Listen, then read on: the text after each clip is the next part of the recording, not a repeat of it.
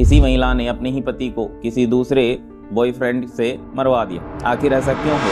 नमस्कार साथियों, आजकल बहुत सारी आप न्यूज़ पढ़ रहे होंगे, न्यूज़ देख रहे होंगे, जिसमें इतनी खतरनाक घटनाएं कि एक पति ने अपनी ही वाइफ को इस तरीके से, दर्दनाक तरीके से काटा है क्योंकि उसको शक था कि वो किसी और से बात करती है। या फिर कई घटनाएं इस तरीके से भी होती है कि किसी महिला ने अपने ही पति को अपने किसी बॉयफ्रेंड से मरवा दिया। ये घटनाएं आजकल दिनों दिन इतनी तेजी से बढ़ती जा रही है। लोग इसका तर्क देते हैं कि इंडिया में मोस्टली जो मैरिज होती है वो अरेंज मैरिज होती है, और अरेंज मैरिज का सीधा सा कॉन्सेप्ट है कि एक सिस्टम या फिर एक समाज दो लोगों को मिला था। समाज ने कहा कि अब आप लोगों को पूरी जिंदगी भर काटना है, और वो दोनों लोग अननोन होते हैं, एक दूसरे को नहीं जानते। वो अलग बात है कि सगाई के टाइम पे कुछ समय के लिए उनको मिलने दिया जाता है या फिर आजकल कुछ समय स्पेंड किया जाता है, बट रियलिटी में वो एक दूसरे को नहीं समझ पाते। और एक समाज ने कहा कि अब आप लोगों को जिंदगी काटनी। तर्क तो ठीक है, बट आजकल लव मैरिज में भी ये घटनाएं हो रही है। आपने कई सारी